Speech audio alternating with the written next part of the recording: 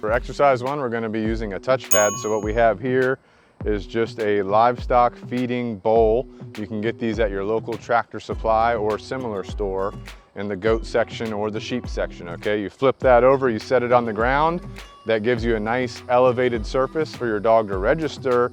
They can go there and put their front paws on that, okay? So we can use this as a way to exercise our dog mentally by having our dog move away from us, and they have to focus on putting their front paws on the overturned livestock feeding bowl. Bane, come here. Okay, so I call him back over to me. Bane, touch. So I tell him to touch. His word is touch. That means go there, put both front paws on there like he's doing, maintain standing. Good. You can do different elevations. I've used very large, like garden buckets before. I've used smaller pads before as well. So the elevation isn't a huge deal, but because this front's elevated, we're actually getting a little bit of stretch in the hip flexors here. Touch. So we're getting kind of a 2-for-1. We're getting some hip flexor stretching, and we're getting the mental work from the touch. Now, as I walk around, notice how he's spinning around and maintaining facing with me, all right? You can teach your dog to do that as well. Okay, once he gets to me, I can have him do some kind of obedience when he gets to me. Touch, and then go to the livestock bucket, put your front feet on it, face me. As I walk around, he would essentially be rotating his rear end and his front paws would be staying on the livestock bucket. Good. All right, so another exercise we can be doing, mental exercise for our dog. We are going to incorporate the touch pad a little bit so you can see how you could put these together, but we're basically going to start implementing a search or a find command. We're going to do that with food. So what we do is we have our dog facing us. Okay, we've got some food rewards with us. We can toss those behind him. Bane, come. Nope. Touch. Good. If he gets off prematurely, we can call him back. Bane, heel. Okay. Bane, heel. Nope. Good. Once he comes into heel, Bane, find. We'll say find. We'll let him go out into the area where we threw the piece of food at. We let him find it. You should be noticing as he gets closer to where it's at, his nose is spinning. He's honing in on where that is. He did find it, all right? Bane, heel. Good. So once you get him back into heel position, if you have him right next to you, you can take your piece of food, you can toss it off in front of you. Bane, heel. You can do a quick circle in your heel, just like so. Find. And then I usually will point my hand in a direction of where the rewards will be. Bane, find.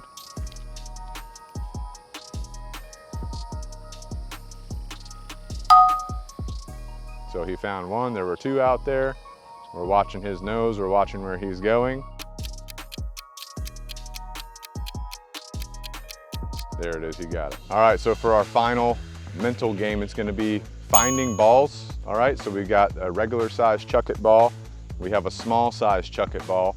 What I'm gonna show you is how we're gonna start off with the regular size, then go to the smaller size.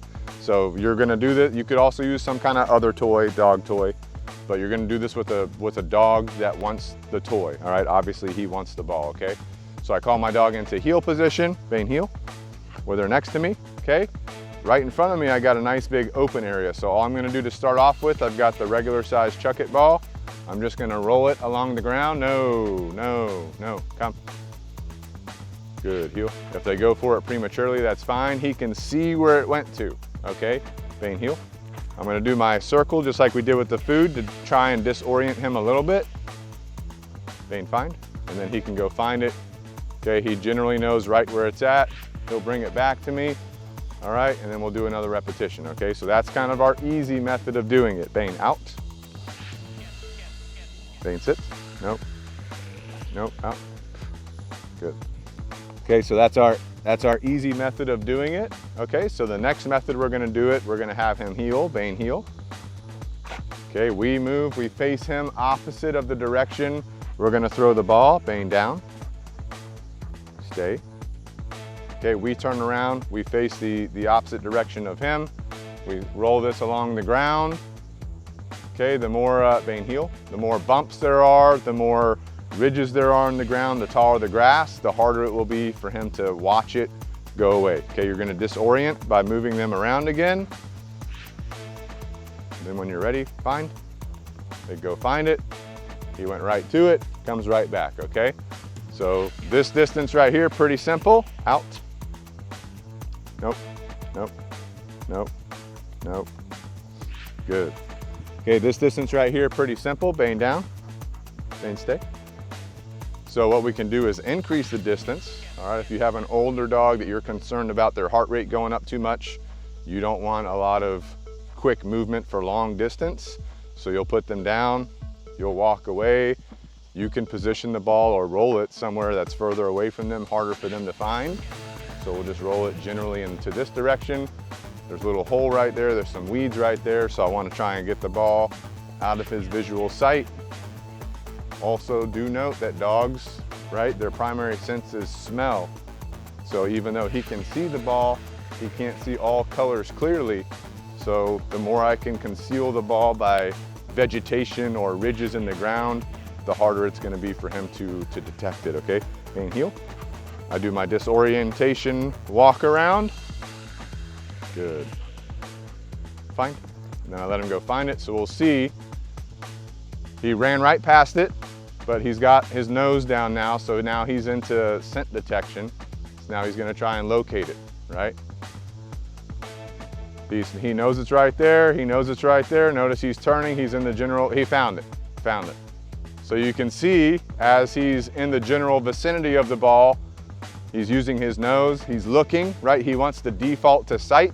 I want him using his nose. So he uses his nose to hone in, he finds it, and then he goes from there. Bane out. Nope, nope, nope. Good. Okay, so now we're gonna do the smaller chuck it. Okay, so we've been using the medium size, easier to find visually, easier to use your visual detection.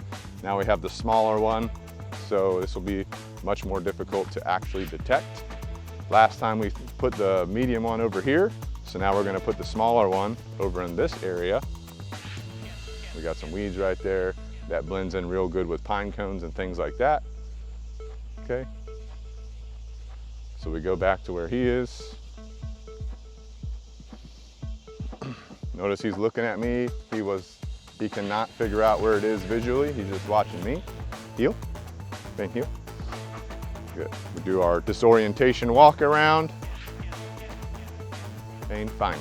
Okay, then we let him go find it. He ran right past it, but he's already noses to the ground. He caught the scent, boom, he found it that quick. So we're gonna need to make it a little bit harder. All right, and if you're just doing this with your dog for the first time, you can just make it more difficult as you go, as you do your sessions. Bane out, nope, down, nope, down. Good, so what I'm actually gonna do this time, I'm gonna put him behind this tree in a down stay, Bane heel. That way he can't see where I'm going at all. Bane down. Stay. I'm gonna walk over here. There's a really good patch of weedy vegetation over here. I'm gonna see if I can find a little ridge in the ground where I can conceal it down into the ground, so he really has to use his nose to figure out right where it's at. So right over here is what I'm thinking. Okay, we got this vegetation right here. The leaves obviously are covering a lot of visual, so I can put it right here. There's no way he's gonna see that visually. He's gonna have to use his nose specifically to find that. And of course you can make it harder. So if we look where he's at over here, there were 2 trees and some vegetation blocking him from seeing where we went. So he also has no idea exactly where we went to. Bane heel. Good. So I'm just gonna do some quick healing right here. I don't want him thinking too much about where I was just at. Okay, I just want him focused on staying with me for right now. Little bit of disorientation. Okay, here we go. Fine. Then we let him go fine, okay?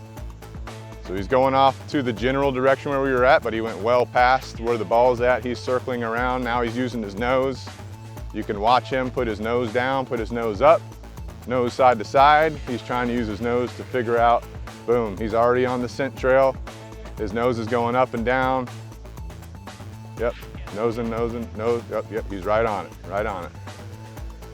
So he knows it's right in this area. He's just using his nose to figure out exactly where it's at. We see his tail wagging. He's very excited. He's having a good time.